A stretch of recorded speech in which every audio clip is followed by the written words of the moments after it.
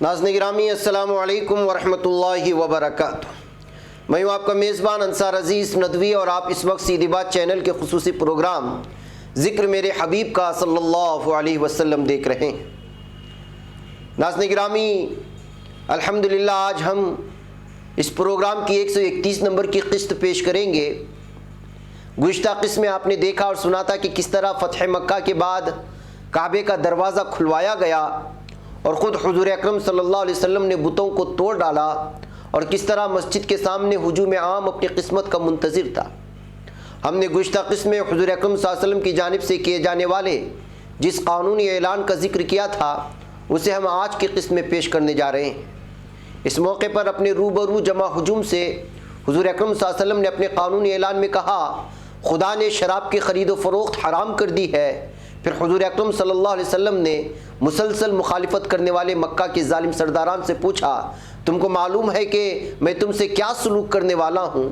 ان الفاظ کے گونجتے ہی ظلم، مکر، تشدد اور خونخواری کی وہ ساری گندی تاریخ قریش کی نگاہوں کے سامنے سے ایک فلم کی طرح گزر گئی ہوگی جسے انہوں نے 20-21 برس میں تیار کی تھی۔ ان کے ضمیر پھٹ جانے کو ہو گئے ہوں گے۔ بے بسی اور ندامت کے عالم میں وہ لوگ پکار اٹھے اخن کریم وابن اخن کریم، یعنی تو شریف بھائی ہے اور ایک شریف بھائی کا بیٹا ہے۔ جواباً آواز آئی لا تثریب علیکم اليوم اذهبوا فانتم الطلقاء، یعنی تم پر آج کچھ گرفت نہیں، جاؤ تم سب کے سب آزاد۔ کیا قریش کی تاریخ ظلم و جنگ کو سامنے رکھتے ہوئے کوئی شخص بھی اس جواب کی توقع کر سکتا ہے؟ مگر جو کوئی بھی رحمت عالم صلی اللہ علیہ وسلم کی اس شان کریمی کو سمجھتا ہو وہ حضور اکرم صلی اللہ علیہ وسلم سے اسی جواب کی امید باندھے گا۔ کوئی اور ہوتا تو آج اکڑ کر مکے میں داخل ہوتا، ایک ایک واقعے کا انتقام لیتا، چن چن کے ان افراد کو تلوار کا لقمہ بناتا جنہوں نے ذرا سی بھی کوئی زیادتی کی ہوتی، مفتوح شہر میں قتل عام کرا دیتا، لوگوں کے مال اور عورتوں کی عصمتیں نیلام پر چڑھ گئی ہوتی، لیکن فاتح چونکہ محسن انسانیت تھے اس لیے انہوں نے زمین پر قبضہ حاصل کرنے کے ساتھ ساتھ انسانوں کو فتح کرنا چاہا اور جسموں پر قابو پانے سے بڑھ کر دلوں کو ہاتھ میں لینے کی کوشش کی، یہاں تک کہ مہاجرین سے کہا کہ وہ اپنے اپنے مکانوں اور املاک سے دستبردار ہو جائیں۔ شان لطف و احسان کا اس سے بڑا مظاہرہ کیا ہوگا کہ کعبے کی کنجی قیامت تک کے لیے انہی یعنی عثمان بن طلحہ کو تفویض فرمائے جن سے ایک بار در کعبہ کھلوانے کی خواہش حضور اکرم صلی اللہ علیہ وسلم نے دعوت کی ابتدائی دور میں کی تھی تو انہوں نے سختی سے انکار کر دیا تھا۔ اس موقع پر آپ صلی اللہ علیہ وسلم نے مستقبل پر نگاہ جماتے ہوئے حضرت عثمان بن طلحہ سے فرمایا تھا ایک دن آئے گا کہ یہ کنجی میرے اختیار میں ہوگی اور میں جسے چاہوں گا تفویض کر دوں گا۔ عثمان بن طلحہ کی نگاہ اتنی دور رس کیسے ہوتی؟ انہوں نے کہا شاید اس روز تمام افراد قریش ہلاک ہو چکے ہوں گے۔ فرمایا نہیں، وہ تو قریش کی سچی عزت کا دن ہوگا۔ اس مکالمے کو ذہن میں تازہ کر لیجئے تو یہ تصور یہی کہتا ہے کہ حضور اکرم صلی اللہ علیہ وسلم کے علاوہ دوسرا کوئی بھی ہوتا تو اپنا اختیار دکھانے کے لیے لازماً کنجی عثمان بن طلحہ سے لے کر کسی اور کو دے دیتا، لیکن حضور اکرم صلی اللہ علیہ وسلم کلید کعبہ حاصل کرنے کے لیے بنی ہاشم کی طرف سے حضرت علی رضی اللہ تعالیٰ عنہ جیسے جگری عزیز تک کی درخواست سے صرف نظر کر لیتے ہیں اور کلید کعبہ ہمیشہ کے لیے سابق ہاتھوں میں رہنے دیتے ہیں۔ حضور اکرم صلی اللہ علیہ وسلم نے کنجی دیتے ہوئے جب حضرت عثمان بن طلحہ کو برسوں پہلے کی وہ بات بطور لطیفہ یاد دلائی تو وہ پکار اٹھے کہ بے شک آپ اللہ کے رسول ہیں۔ آپ نے فرمایا کہ آج کا دن نیکی اور وفا کا دن ہے۔ اس کے بعد حضور اکرم صلی اللہ علیہ وسلم کے حکم سے حضرت بلال رضی اللہ تعالیٰ عنہ نے کعبے پر چڑھ کر اذان دی۔ یہ اذان گویا اسلامی انقلاب کی کامیابی کا اعلان تھا۔ وہی کعبہ جہاں اللہ کے بندوں کے لیے اللہ کا نام پکارنا جرم بن گیا تھا اور اسے روکنے کے لیے کتنی ہی سختیاں حضور اکرم صلی اللہ علیہ وسلم اور حضور اکرم صلی اللہ علیہ وسلم کے ساتھیوں نے جھیلی تھی رضی اللہ تعالیٰ عنہم اجمعین۔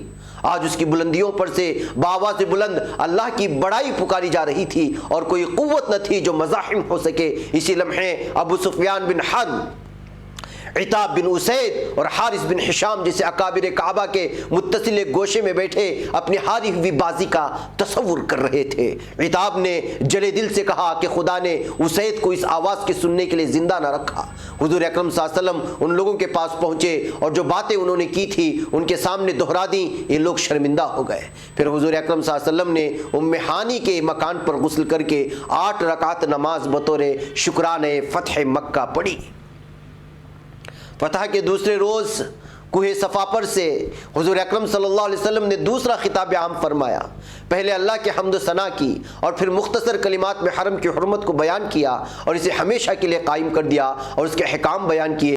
واضح رہے کہ مکے کی حرمت کو اتنی بڑی انقلابی فتح کے لیے صرف ایک دن بلکہ پورا دن بھی نہیں مجبوراً کھلا، کیونکہ حضور اکرم صلی اللہ علیہ وسلم کی مرضی کے خلاف مکے کے چند سر پھرے اوباشوں نے مسلم سپاہ کے خلاف پیش دستی کر کے اسے مجبور کر دیا کہ ان کا قلعہ قمع کرنے کے لیے قوت سے کام لے۔ لیکن جو ہی یہ مجبوری ختم ہوئی، حضور اکرم صلی اللہ علیہ وسلم نے دوسرے روز حرم کی حرمت کو ہمیشہ کے لیے بحال کرنے کا اعلان فرما دیا۔ یوں تو عام معافی کا اعلان کر دیا گیا اور اس اعلان نے دلوں کو ایسے مسخر کیا کہ کسی میں تاب مقاومت نہ رہی۔ لیکن مجرمین خاص کے بارے میں نام لے کر حضور اکرم صلی اللہ علیہ وسلم نے فرما دیا کہ یہ لوگ جہاں بھی پائے جائیں قتل کر دیے جائیں۔ واضح رہے کہ مکہ پر قبضہ کرنے اور اسے زیر نظر لانے کے لیے چند روزہ مارشل لا نافذ رہا، یعنی تمام اختیارات فوجی کمان کے ہاتھ میں تھے اور حضور اکرم صلی اللہ علیہ وسلم نے بحیثیت سپہ سالار افواج ہی یہ حکم جاری کیا تھا جس کی نوعیت ویسی ہی ہے جیسی کہ آج دیکھتے ہی گولی مارو یعنی شوٹ ایٹ سائٹ کے احکام کی ہوتی ہے۔ زیر جنگ علاقے میں عام شہری نظام کے مکمل قیام سے قبل اسلامی قانون کی روح سے بہر حال فوجی قوت کے ہاتھوں کسی قدر کڑا عبوری نظام قائم کیا جاتا ہے اور اس نظام میں بعض احکام و ضوابط معمول کے شہری نظام سے مختلف نوعیت رکھتے ہیں۔ میرا خیال ہے کہ جدید اصطلاح میں اسی کو فوجی تسلط یا مارشل لا کہا جاتا ہے۔ مارشل لا اسلام کی روح سے علی الخصوص اور ہر مہذب حکومت کے تحت علی العموم زیر جنگ علاقے میں محض ناگزیر حد تک مختصر سے عبوری دور کے لیے نافذ ہوتا ہے، اور وہ بھی مفتوح دشمنوں پر مارشل لا کے نام سے۔ ہمارے اس دور میں بھی کسی ملک کی فوج کا اپنے ہی ملک کے باشندوں کو شہری نظم سے محروم کر کے لمبے غیر معین عرصے کے لیے اپنے تسلط میں لینا بالکل دوسری صورت ہے۔ بہرکیف ہم عرض کر رہے تھے کہ اس فہرست مجرمین میں چند مردوں اور چند عورتوں کے نام شامل تھے، لیکن حضور اکرم صلی اللہ علیہ وسلم کے عفو و حلم نے ان میں سے بھی اکثر کی جان بخشی کر دی۔ زیادہ سے زیادہ 4 مجرمین کو سزائے موت دی گئی۔ ایک تحقیقی رائے یہ بھی ہے کہ صرف ایک شخص عبد العزیٰ ابن حنظل کو ہلاک کیا گیا۔ یہ شخص مسلمان ہوا تھا، وصول صدقات کے لیے ایک مسلم ساتھی کی میت میں اسے بھیجا گیا۔ سفر ہی میں نزاع واقع ہوئی اور مسلم ساتھی کو قتل کر کے نصف صدقے کے مویشیوں کو بھی ساتھ لے کر وہ بھاگ گیا، اور دوہرے بھاری فوجداری جرائم عبد العزیٰ ابن حنظل کے ذمے تھے۔ صفوان بن امیہ اسلامی تحریک کے کٹر مخالفوں میں سے تھے۔ بھاگ کر یمن جاتے ہوئے جدہ پہنچے تھے کہ امیہ بن وہب جہمی یا جمحی حضور اکرم صلی اللہ علیہ وسلم سے معافی کی منظوری لے کر جدہ سے واپس آ گئے، بعد میں اسلام اختیار کیا۔ اکرمہ بن ابو جہل بھی یمن بھاگ گئے تھے۔ ان کی زوجہ ام حکیم بنت حارث یعنی ابو جہل کی بھتیجی خود مسلمان ہوئیں رضی اللہ تعالی عنہا۔ وہ اپنے شوہر کے لیے حضور اکرم صلی اللہ علیہ وسلم سے معافی کی منظوری لے لی، خود جا کر لائیں۔ اکرمہ کو جب معافی کی خوشخبری ملی تو انہیں سخت تعجب ہوا کہ ان جیسے مخالفین کو بھی حضور اکرم صلی اللہ علیہ وسلم نے معاف کر دیا۔ حاضر ہوئے اور اسلام قبول کیا۔ عبداللہ ابن سعد بن ابی سرح مسلمان تھے اور ان کو کتابت وحی کا موقع بھی ملا تھا، مگر منحرف ہو کر مخالف محاذ سے تعاون کرنے لگے، یہاں تک کہ استخفاف کے لیے انہوں نے یہ بھی کہا کہ وحی تو دراصل مجھ پر آتی تھی۔ حضور اکرم صلی اللہ علیہ وسلم تو مجھ سے سن کر لکھوا لیتے تھے۔ جرم سخت تھا، لیکن حضرت عثمان رضی اللہ تعالیٰ عنہ کی طرف سے باصرار سفارش ہونے پر حضور اکرم صلی اللہ علیہ وسلم نے بحیثیت حاکم اعلیٰ ان کو معافی دے دی، اور معافی کے بعد پھر وہ مسلمان ہوئے۔ ناظرین گرامی، عفو درگزری کے مزید واقعات ہم اگلی قسط میں لے کر کے آئیں گے۔ یہاں ہمارا وقت ہو چلا ہے، اپنا ڈھیر سارا خیال رکھیں۔ السلام علیکم ورحمۃ اللہ وبرکاتہ۔